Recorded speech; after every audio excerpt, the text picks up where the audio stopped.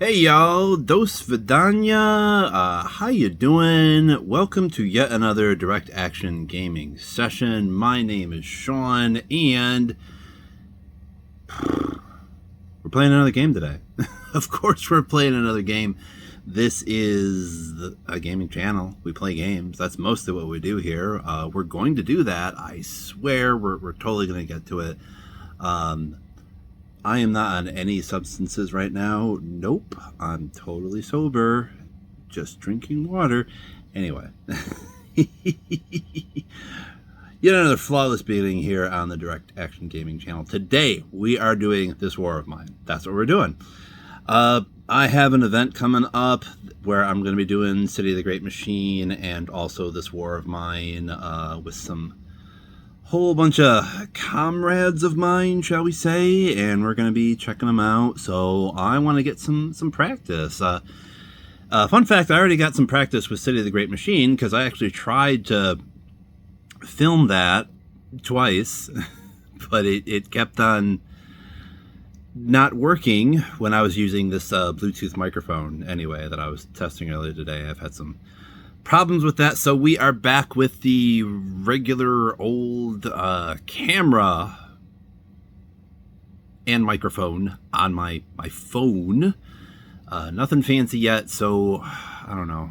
We're gonna have to keep trying to improve the visuals and audio on this channel eventually. Just a trial and error type of deal.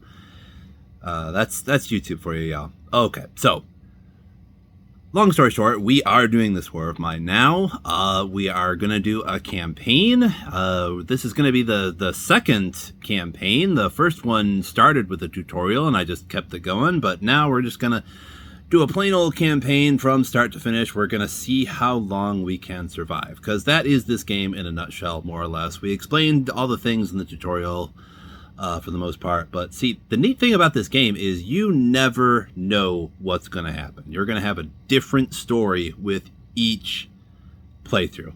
And let me tell you, I got 2 expansions for this game. There's a whole lot of stuff we can do with it.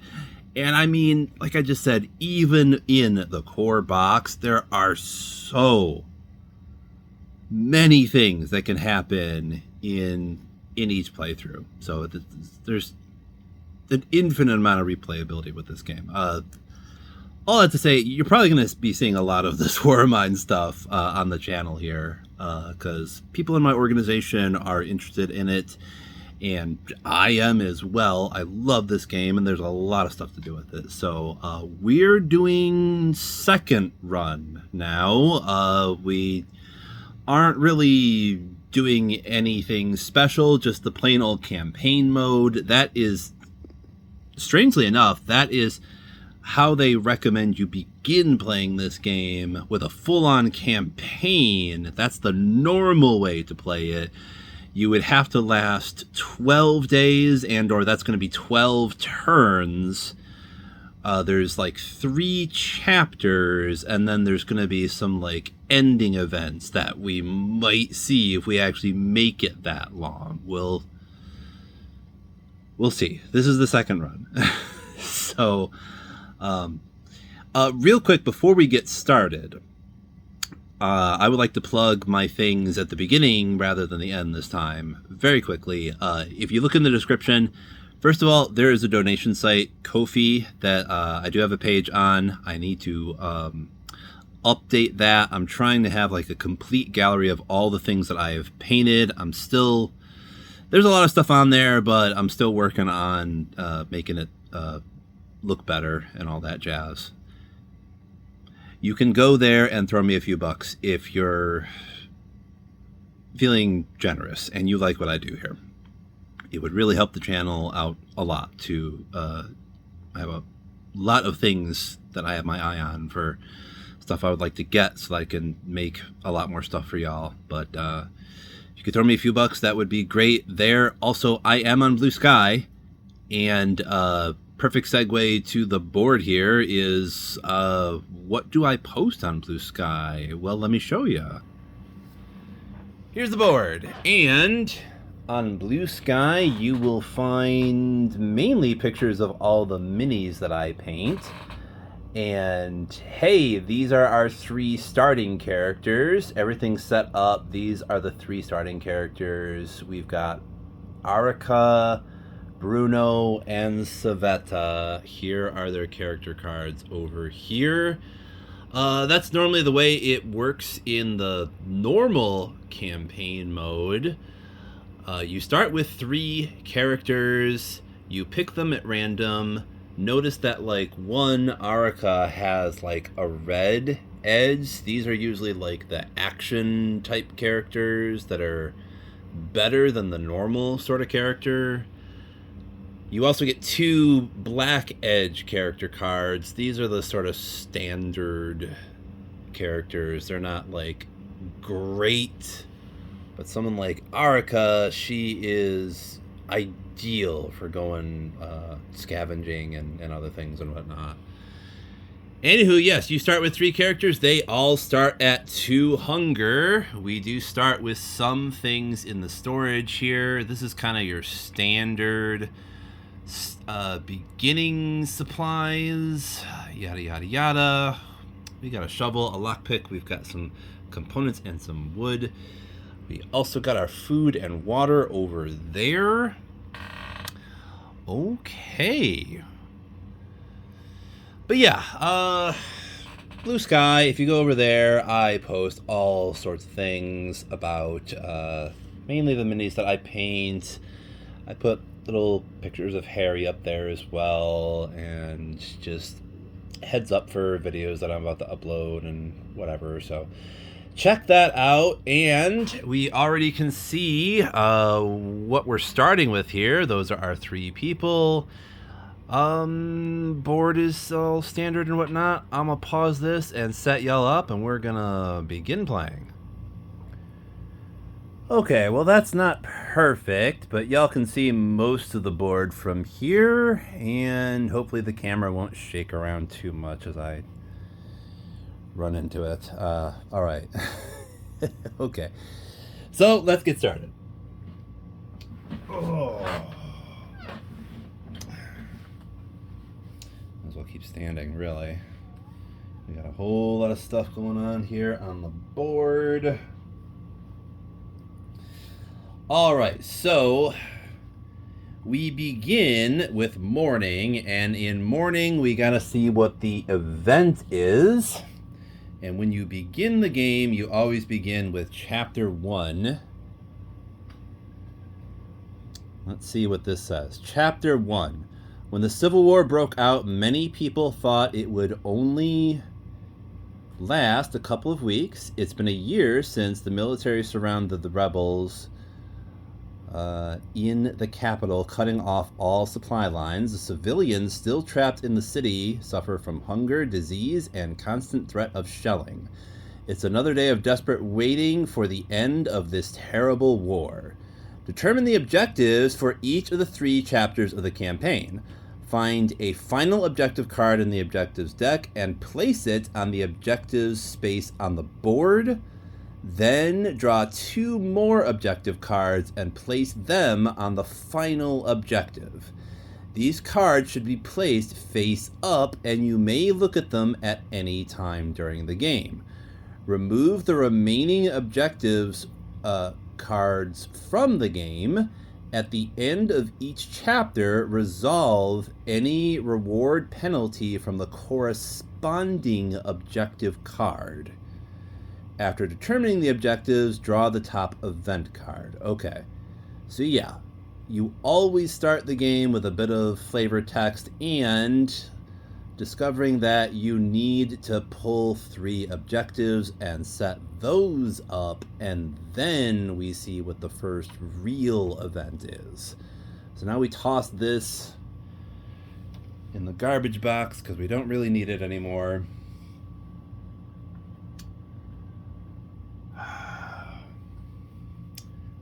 Objectives.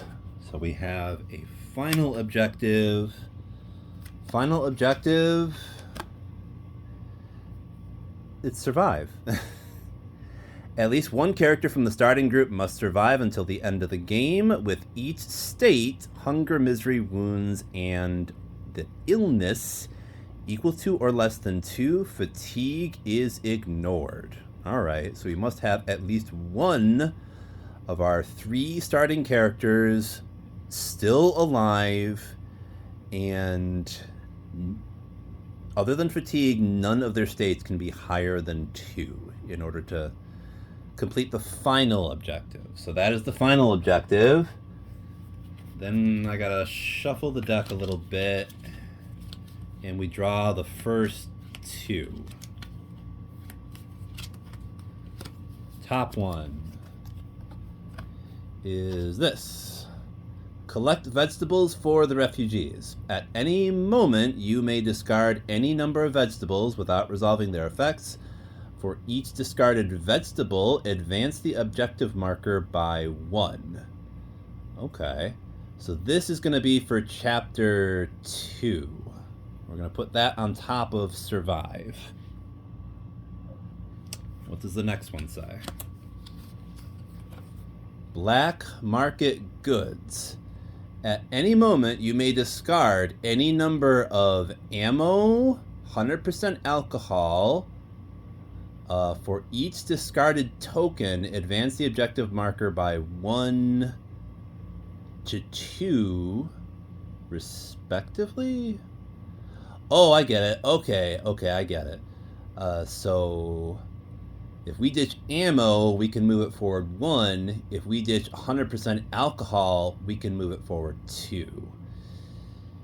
And early game, you don't really have a gun, so any ammo you find is kind of useless until you actually get a gun. So to start with, I guess we're just ditching any ammo we find to try and get this up to 5.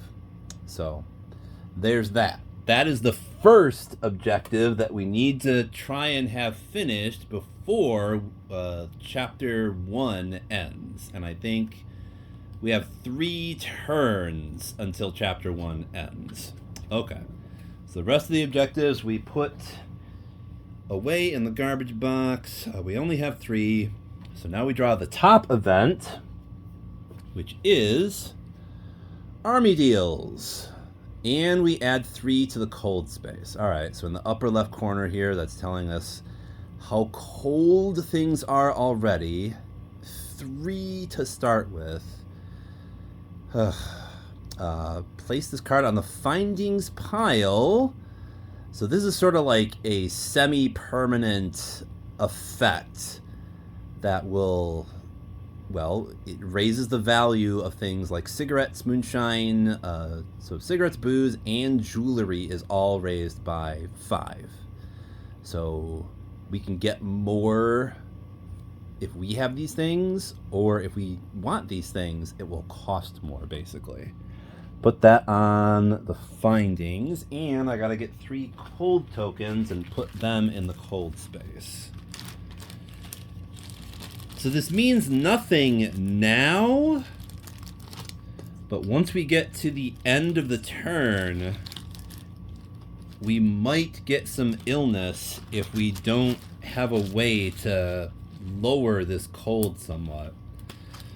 Although it's kind of random. It depends upon what fate card we draw. But I've drawn one where even if the cold is at just 1, you still get a bit of illness anyway. So we want to be able to reduce this cold or do something about it.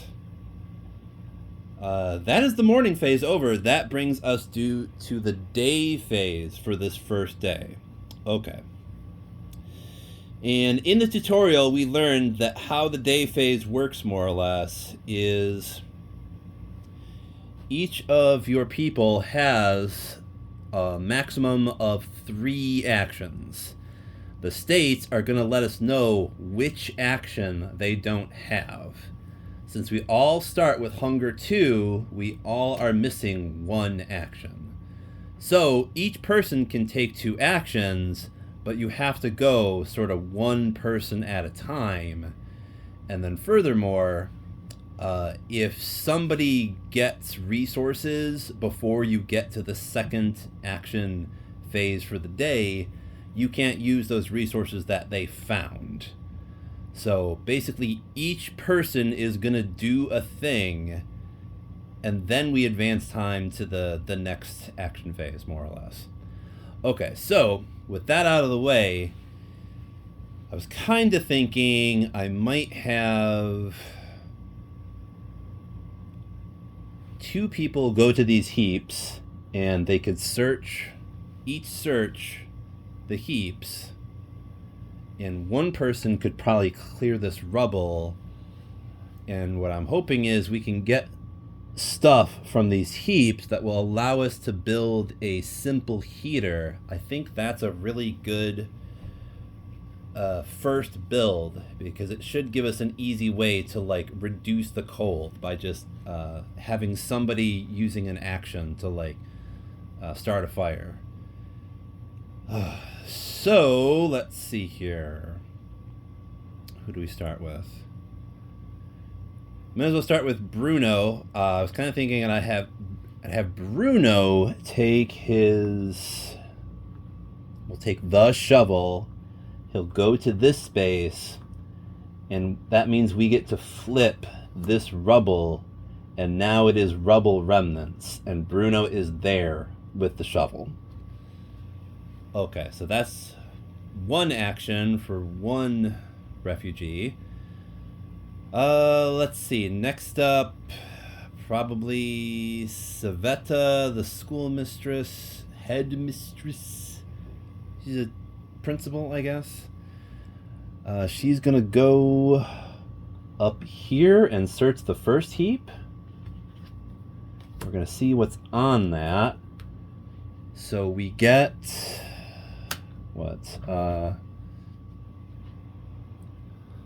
One electrical part, one water, and 3 components. Okay, so we'll put that on that space with Saveta. The electrical parts. Okay, an electrical part. 1 water and 3 components. All right, cool. So this means we have 3 water, and that means everybody gets to drink today. That's cool.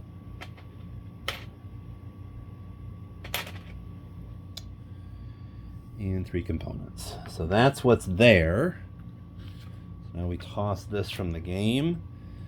All right, and then we're going to have Arika go to this one and see what we find here. All right.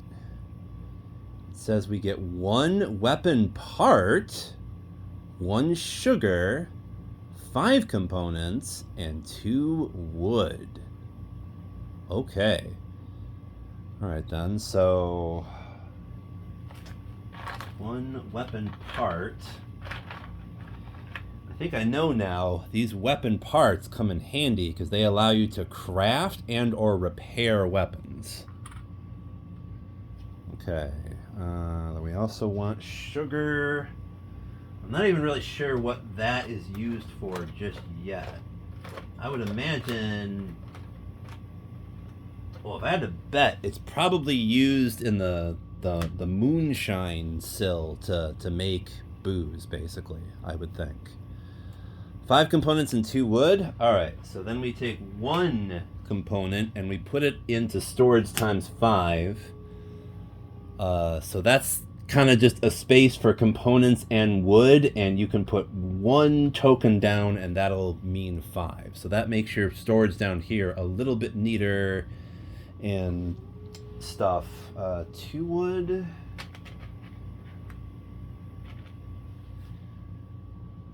Boom. All right. And then we toss this from the, oh, wait a minute. Wait a minute. This has to be on this space with Arika. Toss. Okay. All right, so that is the first action phase. So now we get to take all this stuff and put it in the storage.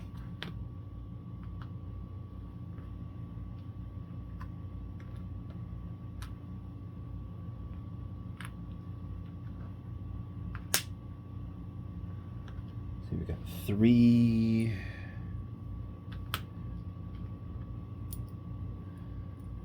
All right, so we have 10 components, 12 components actually, and 6 wood. Okay, that's pretty cool. And we have enough water. We got water for everybody, cool. And some sugar. All right. Not too bad, not too bad. I'm trying to organize everything by color here, more or less, so it's easier to find stuff in the storage. Okay, so I guess we'll start with Bruno again. He's going to stay here and he's going to clear this rubble. This rubble is now gone. Okay, we're going to toss that from the game. And so each lady can do 1 action. And I kind of think we'll have 1 build the stove.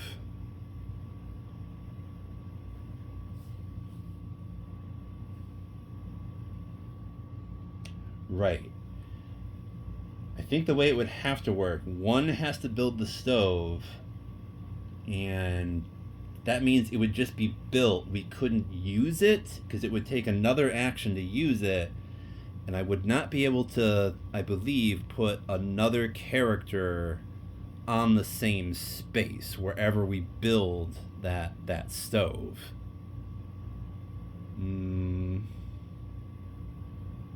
When you build things, by the way, you kind of need to consider the placement of them, because there are upgrades we might be able to build eventually that have to be placed in an adjacent space that you can build on. And what's kind of neat is for the save sheets for this game, it's sort of, besides being the save sheet, it'll let you know which spaces you can actually build on, and then also the various movement paths for your characters during the day phase. Because they can only go like vertically if there's a ladder space that they have access to, right? So if there's no ladder, and Bruno just revealed a ladder over to the right side here, I think. Yes, this ladder would go down, and there's more rubble down there that we would have to clear to keep going lower. But we have exposed some furniture over here. So let me check real quick about the upgrades. I think there's only 1 for the stove. Improve simple heater to efficient heater. I don't think there are any other ones for the heater. Some of them actually have 2 of them, which means, and I think that's just the herbal garden, I think. But with that one, you would need a space on each side to be able to have both upgrades, basically. Yeah, I'm pretty sure it's just the herbal workshop that you need a space on each side. All right, so yes, with that in mind, we're going to do that. We're going to have, I think, we might as well just have Arica build the heater right up here, and then Savetta can search over here. So we'll take a simple heater, and then we got to put 5 components and half of our wood to build the simple heater. Okay, so that stuff is down. That's what Arika is doing. So she's in the process of building it right now. And that means Saveta can go downstairs and check to see what's in the furniture here. And we get...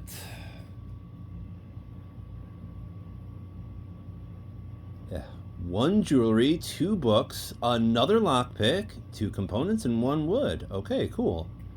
So let's gather these things. We get... jewelry is great for trading stuff. When I first saw jewelry, I was like, really? But yeah, it's a bargaining item. I mean, you can't eat jewelry, but it's a bargaining item. And we have books, which is cool, because you can use these either to barter, or they help with, I think, other unique things. But really, once we build the heater, we can toss books in there to reduce the heat, basically. Okay, and we get lockpick 2 components and 1 wood. There's only 1 other lockpick in the box. And the basic rule of this game is if it's not in the box, even if the game says you just got that, no you didn't, because it's not in the box. So there's a finite amount of resources, basically. Great, I put them in the wrong spot. That, 2 components, and 1 wood. Right. And the lockpick. Okay. There, she just gathered that. All right. So that is 2 actions for each character for the day. All right. So what that means is we get all this stuff from Saveta. Extra lockpick, books, and jewelry. All over here for the components. We have 2 extra components and 1 wood. Shovel goes back as well. And we also toss this stuff, 5 and 3, to get a simple heater. Simple heater is now built, so someone will have to maybe use 2 actions on the next day to reduce the cold, perhaps. Okay, so that is the day phase over.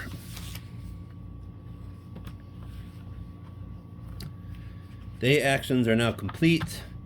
So now we go to dusk, and dusk is basically when we eat and drink, provided we have food and water to do that. So this is basically the part of the game where you start taking damage and facing consequences for the fact that you weren't prepared for dusk with enough food and water for everybody. But thankfully, we do have precisely enough food and water to keep everybody fed and hydrated. So we're just going to do that. We don't have to roll anything this time. We have 3 waters, so we can use 3 waters so that everybody drinks, and they are good. If we do not have enough water, then it's kind of a toss-up between whether your character gets a little bit sadder and or you have increased misery, or their hunger is increased by being dehydrated. We get to dodge that bullet for now, and then when it comes to hunger, we do have 3 raw food, so that is just enough to keep everybody fed. We can throw all of that out, and each raw food is going to reduce everybody's hunger by 1. So that means we get to flip their hunger tokens over to 1. So that means they're a little hungry, but not too hungry. Everybody has 3 actions for now. So what this means is they will be much more energetic tomorrow, provided they don't get any additional states And they will, because we're about to see fatigue is going to happen unless you have your character sleeping. And you always need to have at least one character guarding, so someone is going to be a little bit fatigued. But we'll get into all that. Dusk is done. Now we go to evening. In evening, we do this thing I was talking about, really. We have to assign people to things to do for the nighttime. Probably best bet is to put one person on guard and have the other two people go off to scavenge. And I'm thinking we have Bruno as guard, because he does have one prowess. We don't have a weapon for Bruno, but it's better than nothing.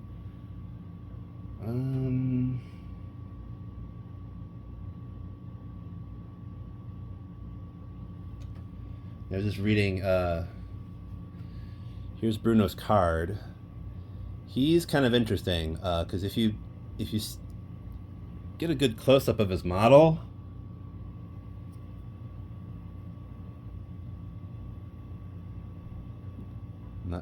it's not focusing. Okay, maybe you're gonna have to take my word for it. He has carrots in that bag of his. There's just a bunch of carrots sticking out.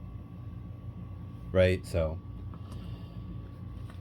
that's important because he has this special skill that since he was a chef, apparently he can just make carrots appear out of nowhere.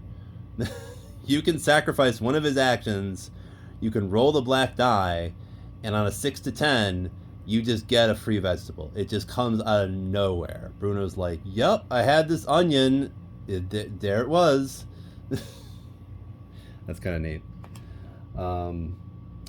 Might as well show you Erica too. She is the cat burglar, so she really is going to come in handy for looting because she's sneakier while scavenging, and she's also a little bit better with a lockpick, so that is cool.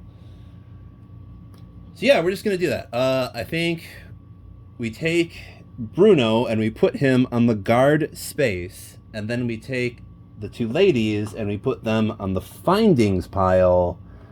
Once they're there, that means they are the ones that will be scavenging this evening, and then we also decide what to bring with them. And I'm thinking we will take the jewelry, shovel, and maybe one of the lockpicks. Yeah, we'll take one of the lockpicks. And the way this works, more or less, you can see the value of everything on all the tokens. Like there's a little yellow number that'll show you the value of this lockpick is like 5. But when you look at a shovel, it's also got a weight icon. So this is one less thing that we can carry if we want to take the shovel back with us. We'll see how this all works, but the shovel is weighing us down a little bit, and we only have as much inventory as Savetta and Arca can carry, which is 5. Really 4, since we decided to take the shovel, just in case there is some place that has rubble. That's the central square. Anyway, yeah. Yeah, we're taking all that stuff with us. So that is everybody assigned, and this also means we have to reduce everybody's fatigue by 1. So that means we get a new state token up here for fatigue. Everybody's going to take a bit of fatigue. Now that everybody's fatigue is at 1, we still have only 2 actions tomorrow. So this is probably what people mean when they say it is very rare to have 3 characters with 3 actions during the day phase. Like unless, because remember, somebody has to be on guard. So at best, you can have one person on guard and the other two people sleep so that they don't take any fatigue on. But then you're not, scavenging and whatnot. I guess we don't have to go scavenge, but it's the best way to get stuff. So anyway, we have assigned everybody in the evening. Now we go to the scavenging phase. Okay, so here is where things occur. So we choose one of the 3 available location cards. Move all characters taking part in the scavenging onto it.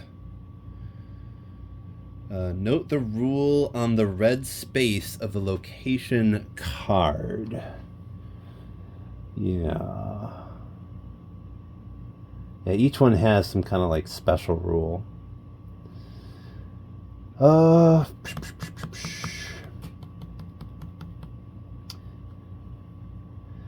the basic idea is we can go someplace close, we can go someplace that is a medium distance away, or we can go someplace that's pretty far away.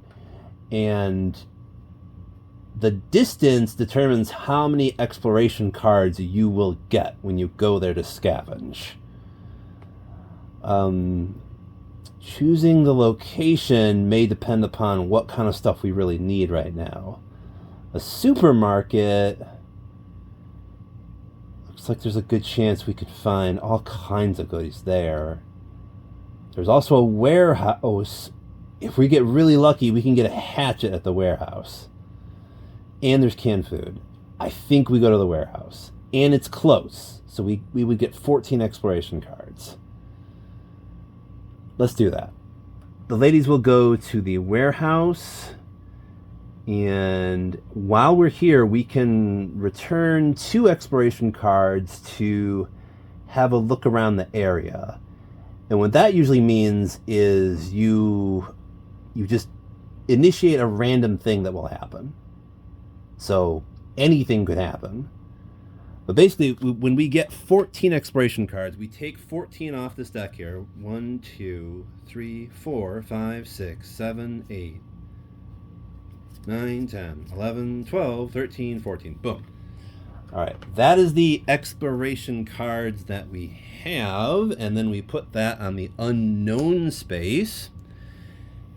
And basically, this represents the amount of time that we have to scavenge in the warehouse.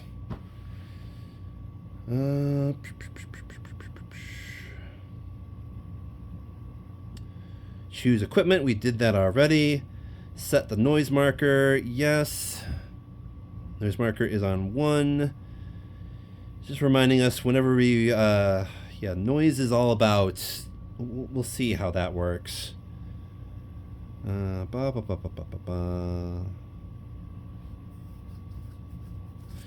trying to see if there's a place where it says like you can end scavenging whenever you want, or do we have to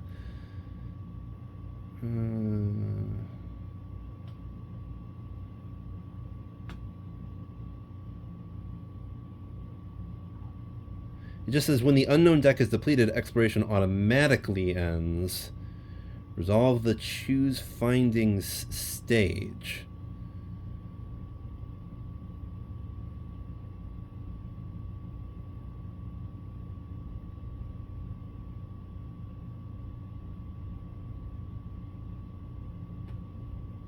It doesn't say anything about you can end it whenever you want. I'm pretty sure you can, though. Let's just see what the top card is. Yeah, we're almost at 40 minutes here as well. Okay, here's the top card. We drew it, and it says you may ignore this card or return 2 exploration cards to place it on the exploration slot. Okay, this gives us a hiding place. This basically means we can ignore an encounter if we get unlucky enough that we, or perform a backstab in combat. Okay. So this will give us some options. All right, but to get this, we have to return 2 exploration cards. So this represents us. The first thing that we're doing is spending a little bit of time to look for a good hiding place. So we're going to do that. We're going to put that in the exploration slot, and that means we have to take 2 cards off the top and then put them back on the exploration slot. It's possible to get more cards from there. We'll see how that might work, but for now we have to put those 2 back, and now we have the rest of these here. So now we draw the next card and we see what happens. Now, in addition to drawing these cards, of course, there are other options here. Well, for the warehouse, there's only that one option to return 2 exploration cards to have a random thing happen. We could just do that, and then we would go to the book of scripts and see what random thing occurs in the warehouse.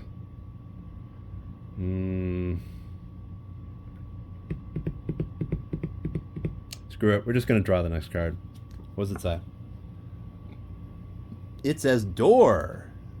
We can peek through the keyhole, return 1 exploration card to look at the next card from the unknown deck, or we enter. Raise the noise by 1 or roll for the noise.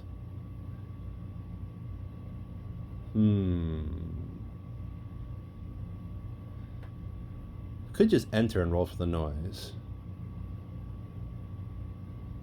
Although, if we peek through the keyhole, we return 1 exploration card to look at the next card from the Nah, I think I'd rather just roll for noise and ditch this one. Because we're only at 1. So as long as we don't get 1, I guess we're good. And we get a 5. So we're good. All right, so we put this on the discard, and then we either try to find that random thing or we pull another card. We still haven't found anything yet. Maybe we should just keep going until we actually do at least 1 findings. It says tough luck, roll for the noise. We got to roll for the noise again. Okay. Noise is still 1, so... And we get a 5 again, so we're good. Alright. Next card says... jammed door. Okay.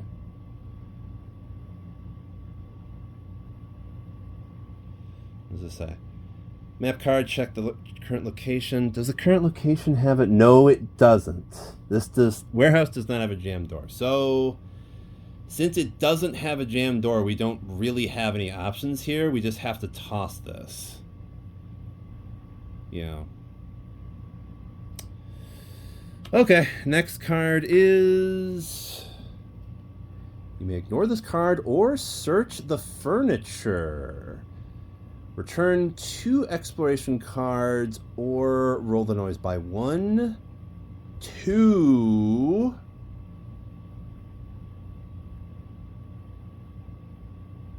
Wait, raise the noise by 1 and roll for noise.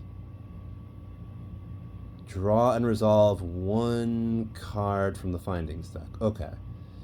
So Araka, once again, she is sneaky, and that means once per scavenging, before rolling for the noise, Araka may lower the noise by 5. That's nice. Alright, so yeah, we're gonna search the furniture, which means we raise the noise by 1 and roll for the noise. So it's 2, and we roll for noise again. And we get a 5 yet again somehow. Okay. Swear, this is not a way to die. Alright, so we are good on the noise. Let's see. That means we can draw and resolve 1 card from the findings deck and look at the furniture chart. Okay, so that means we look at this. And we get what's on the furniture chart, which is herbal meds, jewelry, weapon part, and filter. Plus, we get a chance to roll the die to see if we get special findings. Okay. All right, so let's get herbal meds, jewelry, weapon part, and filter.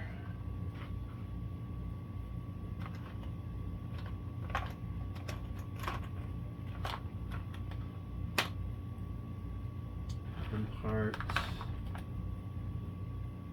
and a filter. Okay, that is pretty good. We put that on the findings pile.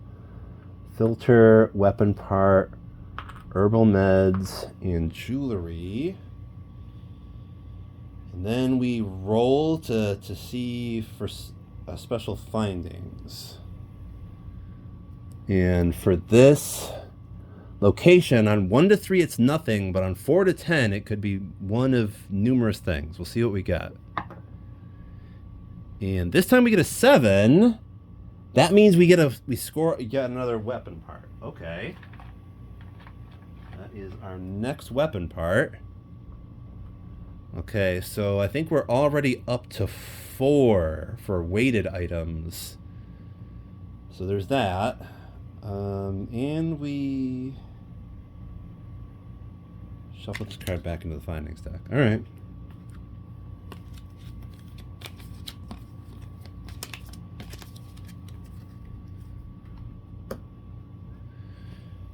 Okay, we have searched the furniture. All right, since we found something, let's do the random thing now. I'm kind of curious about that. We're going to toss 2 of them, or rather return them to the deck to spend a bit of time to check. I think it's 159 in the Book of Scripts. Where is 159? Looking for entry 159.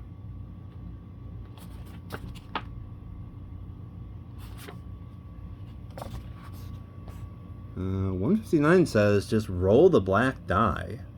All right. Let's roll the black die. It's a 1.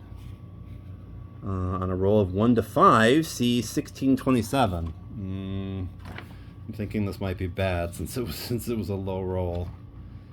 Let's go to 1627, was it?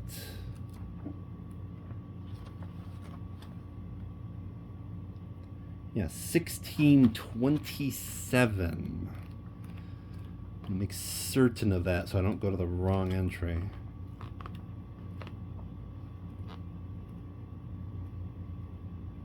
$16.27.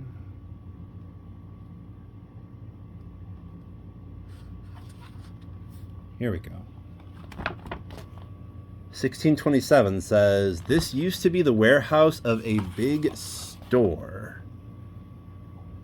Currently, it's used as a hideout by a group of armed thugs. We might find useful things there if we can sneak in, but it's very dangerous. Some armed individuals have been seen here. We'd better be careful. Add 5 exploration cards to the unknown deck. During the scavenging, when you are told to draw a residence card for the first time, instead search the deck for a thug's card and resolve it. Oh. Well, that's what happens. Okay, so we get 5 exploration cards, but if we trigger a residence thing, then we draw thugs. Although we do get to toss it with the hiding spot. So there is that. So we do just get 5 exploration cards, basically. And I have to try to remember. We have to do thugs. I might as well just put it. Let's search for thugs. It's not even. Thugs isn't even. I guess nothing happens. We just get 5 exploration cards. Because basically, Thugs is like this. There's going to be this crime wave thing where we add like more dangerous cards to the decks over time. So since Thugs isn't currently available, I guess nothing happens. So we just get 5 cards. 1, 2, 3, 4, 5. Boom. So we bought ourselves a bit of extra time. That was pretty cool. So for 2 cards, we got 3 more. That worked out. Not too bad. Okay. But we'll see what happens with these cards, I guess. So let's draw the next one. What does it say? It says door. We can peek through the keyhole. Return 1 expiration card to look at the next card from the unknown deck.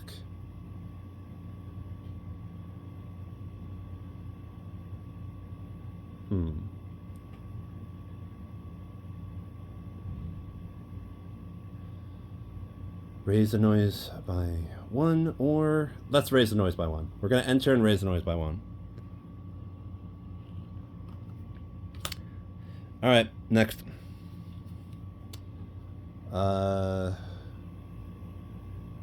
Another hiding place. I think we might just ignore this card because we already have a hiding place. We're gonna ignore this card. Next. Ooh, okay, we find more goodies. Let's see. We return 2 exploration cards, or we raise the noise by 1 and roll for the noise.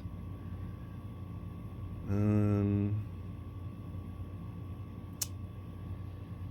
might... If we raise the noise by 1 and roll for noise, that's 4. So on a 4 or less, we trigger an encounter. But we already have that hiding spot. So let's raise the noise by 1 and roll for noise. 2, drawn... Yeah, okay. Raise the noise by 1 and re-roll for noise. And we get a 7, so we're good anyhow. All right. So now we get to draw and resolve 1 card from the findings deck, and we look at the furniture chart. Oh, but actually we get a reality impact. Something unexpected has happened. Here's another random thing that's going to occur. Draw a card from the colors deck to determine the color of the script. And color says green. So we look at the green script on the card that it tells us to look at. Okay, so... Then check the number with that color on the rare findings chart of the current location card. Okay. So rare findings chart, green. All right. Rare findings chart, green is 255. So that is the one that we're looking at in the book of scripts. 255.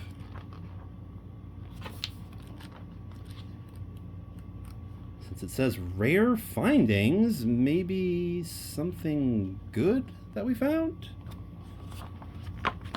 Let's see. 255 says first draw an additional findings card and resolve it. Then we take a look around. So draw an additional findings card and resolve it.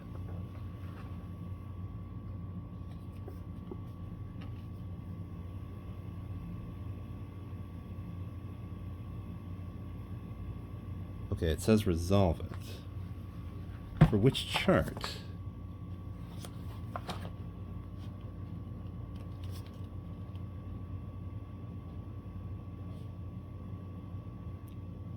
Additional findings card and resolve it.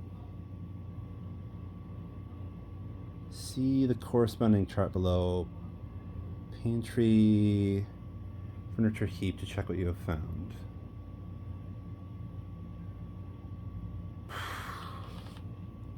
I'm going to assume furniture? This is weird. We're just doing furniture.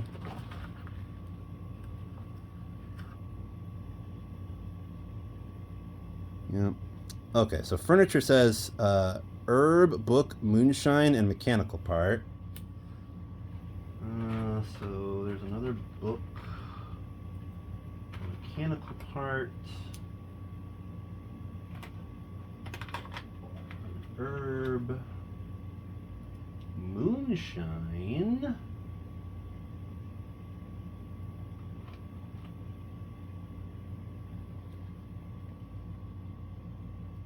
Herb, book, moonshine, mechanical part.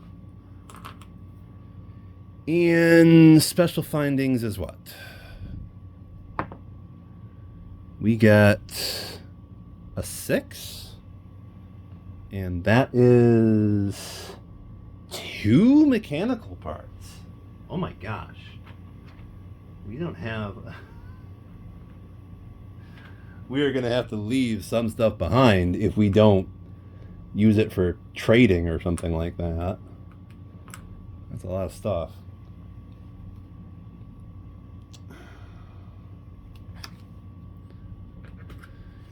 All right, so we resolved a findings card.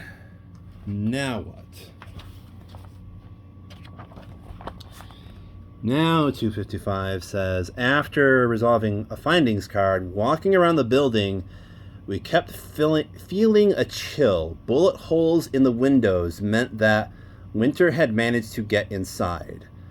But here, apart from the darkness and stuffiness, it's warm. Actually, it's very warm. The walls of this part of the storehouse are insulated with a thick layer of mineral wool. The room's full of dust and moisture, but it would definitely be hard to find better place of protection against the cold. Okay, here are our options. Let's get to work. We can take down enough insulating material to keep at least a few of the rooms in the shelter warm. What? Return 2 exploration cards and see 1534. Oh, we have to do that. Or it'd be better to look for something to eat. Back to the game. No way. We're returning 2 cards and 1534. How many cards do we have left? We even have, what, 7 left? All right, so we're putting 2 exploration cards back on the exploration deck, and we get to go to 1534, which should be telling us something about what we can do with all this insulation. 1534.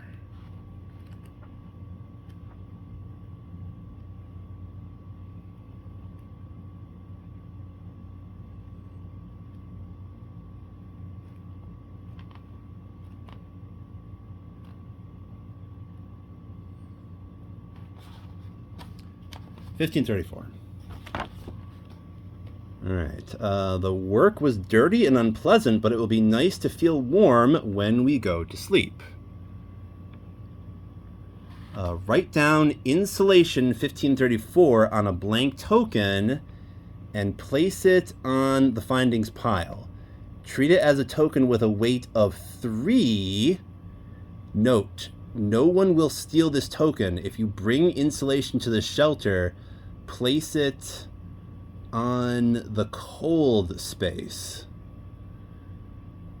If the insulation token is on the cold space, then at the end of the morning phase, discard 3 cold tokens. Oh! At the end of the morning phase. So that will be tomorrow, basically. All right.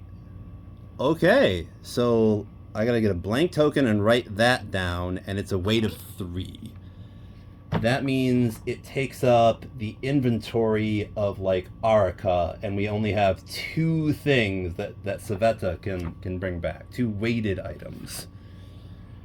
All right, so I got to find a blank token and write something down.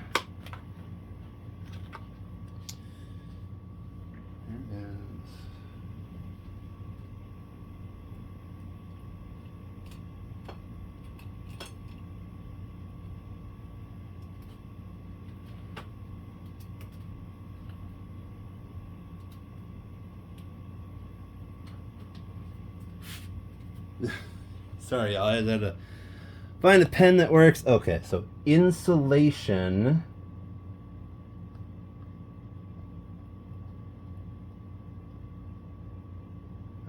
1534. Weight 3. All right. So we put that on the findings pile.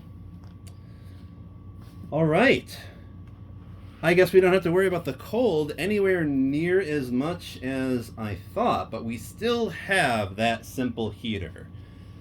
And that will come in handy, I guess, if we have some severe cold that's like more than 3, I suppose. But as long as the cold doesn't, like, those 3 just go away the next day, basically. So that's pretty dope.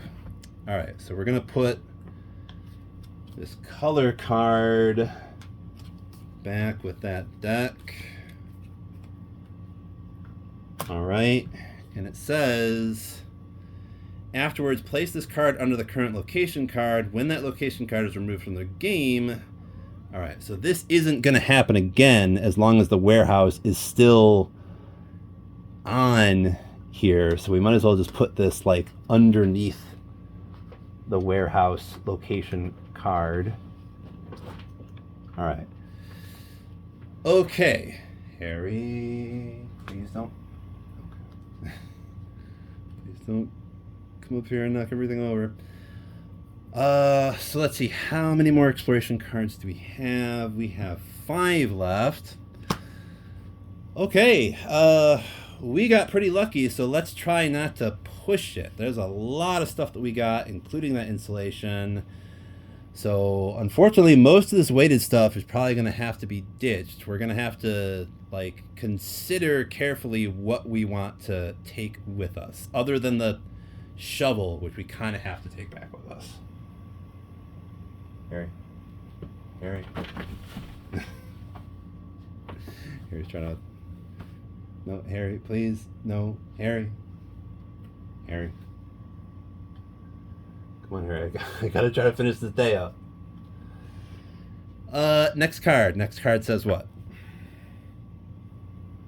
Really? It's another one. Okay, another random thing happened. Draw a card from the colors deck, then check the number with that color on the exploration chart of this locations card. Yeah, all right. So color is blue, right? Blue, okay. Blue on the exploration chart is Harry, please don't knock everything over. It says 431. I have to look at 431. Harry, no, Harry. He's about to get that die. I mean the noise marker. Okay, we're 431. Sorry about that, y'all. Let's see here. 431. It says this part of the warehouse is the best stocked. Not much was taken from here, mainly because everything inside is too big and heavy to shift. Most of what's here can't be used for fuel or anything else, really. Piles of rods, bricks, and a whole array of metal doors and shutters. Actually, that's a real treasure. Apparently, not everyone is as lucky as us to have a stable roof over their heads. Oh, I think I know how this works. If we spend enough time and energy on it, we should be able to reach our shelter before dawn with some new doors. We can start at once or return at a later date. Write down reinforcement 431 on a blank token and place it on the current location card. Treat it as a gray token with a value of 0 and a weight of 6. We couldn't take this back with us even if we wanted to, even if we ditched everything. Until this location is removed from the game, during any scavenging at this location, you may return 4 exploration cards to move this token to the findings pile. If you move reinforcement to the shelter, instantly and for free, place board up tokens on all the holes. Oh, gosh. Okay, so...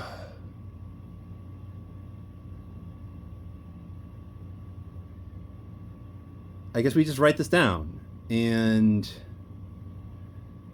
yeah, just reinforcement 431, value of 0, weight of 6.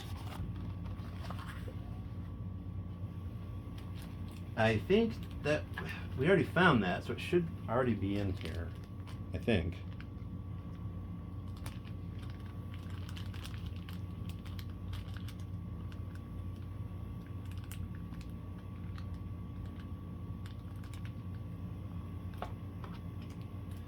Yeah.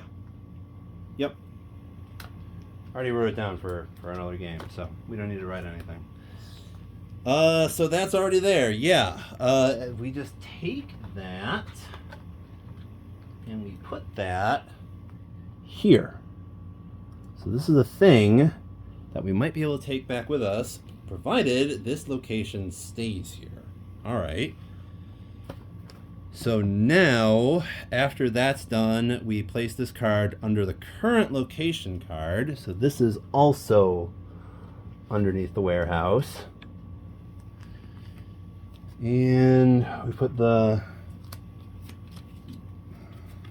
shuffle up the colors deck a little bit again.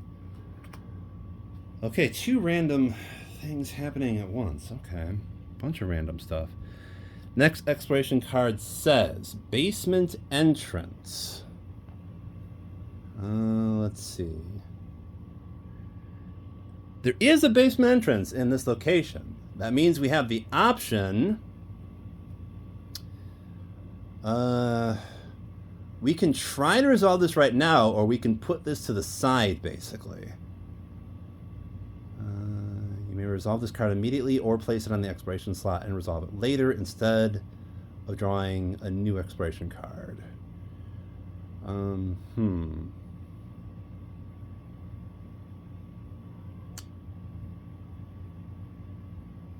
If we enter with this, though, raise the noise by 3 and roll for the noise. Thanks to Arika's skill, let's see, noise would go up to 7, but we could reduce it by 5 to bring it back down to like 2.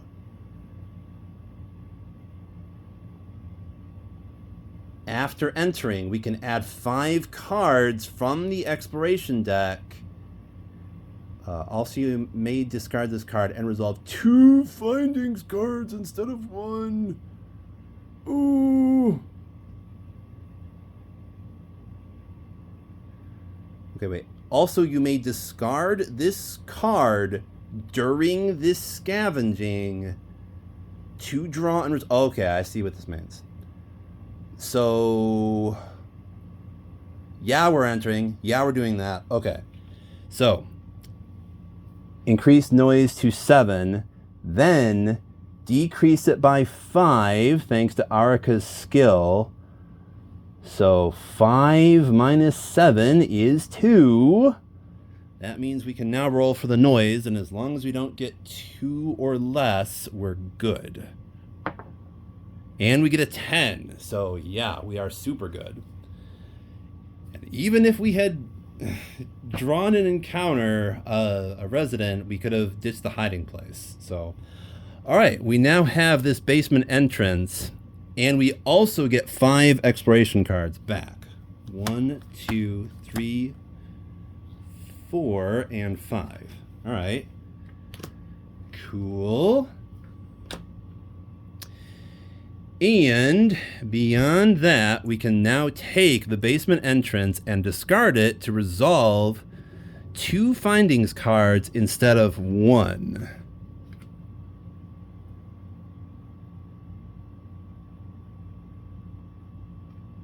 Okay.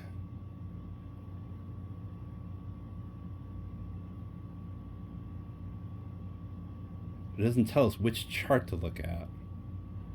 Just 2 findings cards.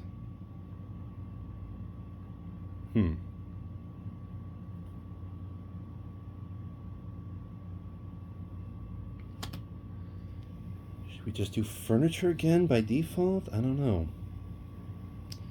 2 findings cards, 1 and 2. What does the top one say? See the corresponding chart below. Pantry furniture heap to check what you have found.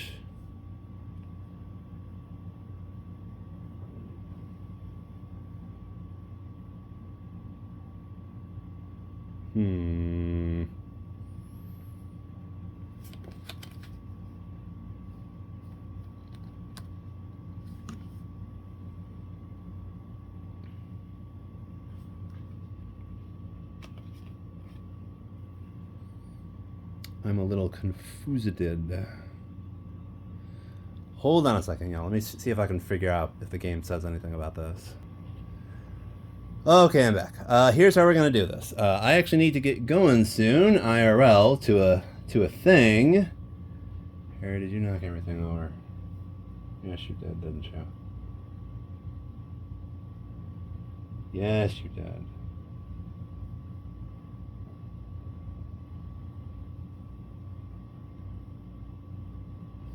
Okay. So I found some interesting stuff in the book. Apparently there are some advanced rules that allow you to hide stuff in a location, and that means you could potentially come back and get it later, provided this location isn't removed from the game. So that is a thing that we can do rather than like throwing out all the weighted items that we can't carry. Anyway, when it comes to these 2 finding cards that we're about to get, I think my rule going forward is going to be, if I'm not sure which chart I'm supposed to look at, I'm just going to roll the black die. On a 1 through 4, it's pantry. On 5, 6, 7, it's furniture. 8, 9, 10, it's heap. That's how that's going to work. So we're going to roll for the first one to see which chart we look at. All right, we get a 5. Cool, so that means it's furniture. We get an herb, mechanical part, and a weapon part, and we get to roll for special findings. Herb, mechanical part, and weapon part.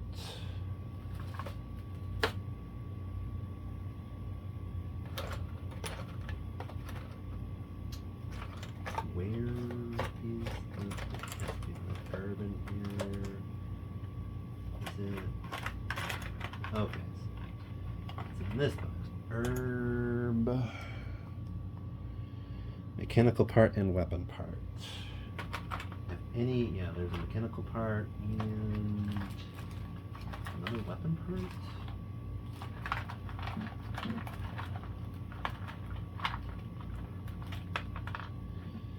Oh, another weapon part. Okay. So these 3 things plus special findings. It says 1, so nothing. Okay. Put that on there. Now we roll for the second card.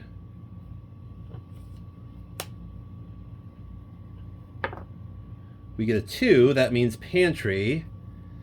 It means we get a vegetable and a cigarette, and we get to roll again. Cigarette. Vegetable, and we roll again. If we get a 10, we get a hatchet, and we get a 6. So that is nothing. It's 2 mechanical parts. We already got all the mechanical parts from the box. And there's just electrical parts left. So nothing again. Oh well, okay, so we get this vegetable and the cigarette, we put that there, and we shuffle these back into findings, and what I am going to do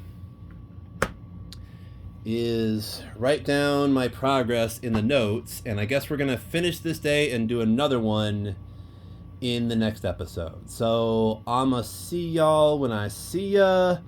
Take it easy, take care of each other. Oh, and before we go, the other links that I did not mention that are also in the description, but you should also check out if you get the time.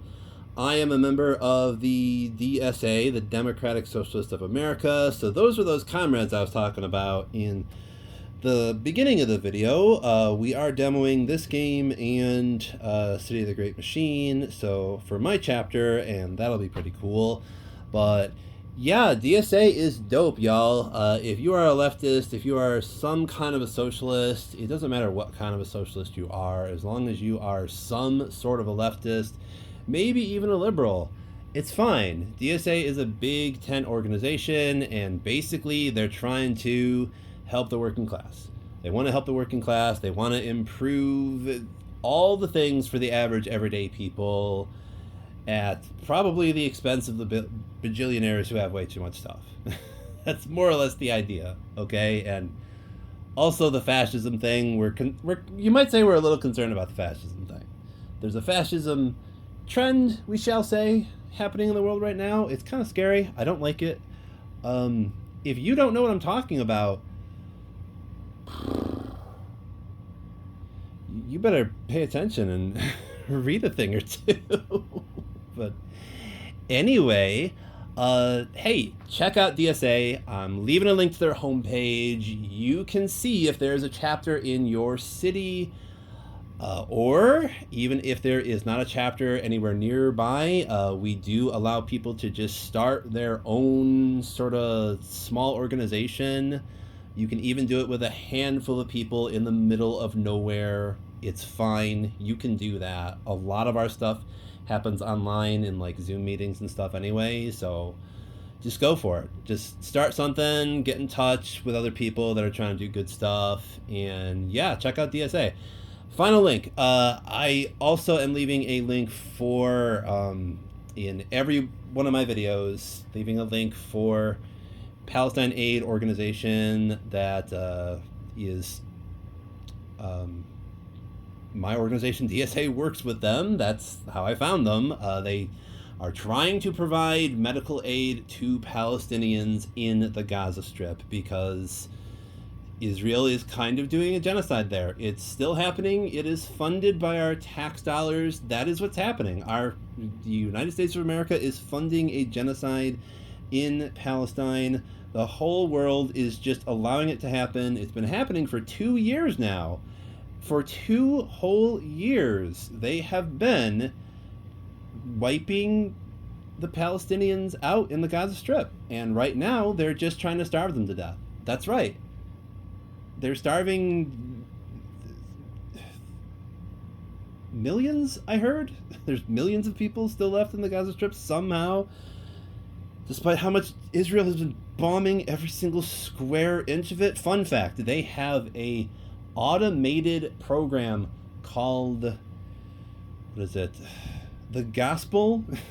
That was, by the way, Google provided this for them. Google coded the gospel that would allow them to automate with AI the bombing of the Gaza Strip. So how Israel can claim they're not trying to kill civilians is beyond me.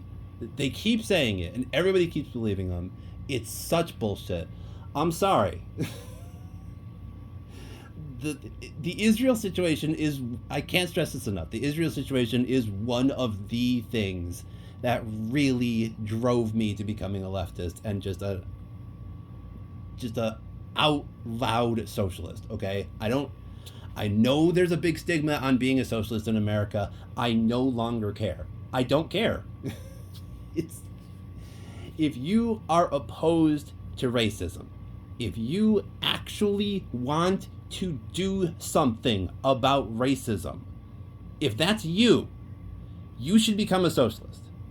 I'm not kidding about this. It is only socialists that actually care about racism. No one else does. I don't care if you're a liberal or a conservative or a center-right techno-libertarian, whatever the hell that's supposed to be. You don't care about racism. This is just an objective fact. This is not an opinion. This is not subjective. You don't care about racism. Why is that? Very simple. Racism is a concept. Do you follow me on this one? It's a thing we made the fuck up. America made up racism specifically to justify the chattel slavery. To be fair, this was the English colonists before America was even a thing did this. But wow, those wonderful founding fathers that cared so much about freedom, did they dismantle the racial caste system that the English colonists came up with to justify chattel slavery? No, they didn't. They didn't do that. Nobody has done that since they came up with this racial caste system. Can you tell how angry this makes me? This is not a weird conspiracy theory. This is not. This is history. This is history that, by the way, unironically, America does not want you to know this. You are not allowed to teach this in schools.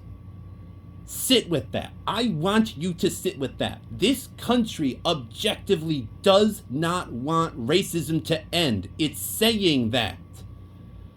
Donald Trump says, oh no, this is bad because it'll make people hate this country. You think so, Donnie? Do you think? Read the book, The Invention of the White Race, okay? I dare you. I triple dog dare you, whoever the hell you are that's listening to this right now, if you are still listening to me rant, read that book. Now it's 1 hour and 20 minutes. And I really need to get going. I'm sorry, y'all. I am very passionate about my political beliefs, shall we say. So the naming of this channel was very intentional, and it was also very intentional to put in the description of the channel that this is a leftist tabletop gaming channel. So you will hear left-wing opinions on this channel. You just will. If you don't like that, I'm sorry, you're in the wrong place. You know, if you can deal with my weird leftism, but you still like me playing games, cool. But if hearing left-wing opinions offends you that much because you're that much of a... I'm sorry, if you're that much of a racist, go somewhere else. All right? We talk about racism here. We talk about that because, again, socialists want to deconstruct this concept that doesn't need to exist. It doesn't. None of this shit that we are doing needs to happen. None of this genocide shit in Israel doesn't need to happen. This shit we're doing at the border, it does not need to happen. Did you know? I'm still going. Did you know Donald Trump said migrants are poisoning the blood of this nation? He said that. That's a direct flipping quote to Hitler, y'all. I don't know how much more on the nose this stuff needs to be. There's even a quote. There is even a quote from a political scientist quite some time ago, said something along the lines, I'm paraphrasing, and I'm not really sure. Somebody leave this in the comments, okay? Who said this? When fascism comes to America, it will be carrying the cross wrapped in an American flag. Does that sound familiar? Somebody did not say this yesterday. They said it a while ago. People who have been paying attention have seen where this was going. I'm sorry. Rant over. Extra links, you can click on them if you want. If you're still listening, thank you. Thank you for listening to my little rant. We're going to be doing more of this War of Mine, and I'm currently repainting my Zombicide figures, actually, so that may not come back again for a little while. Repainting them all to get them done right and coated and varnished and all that good stuff. So anyway, I'm going to see y'all when I see you. Take it easy. Take care of each other.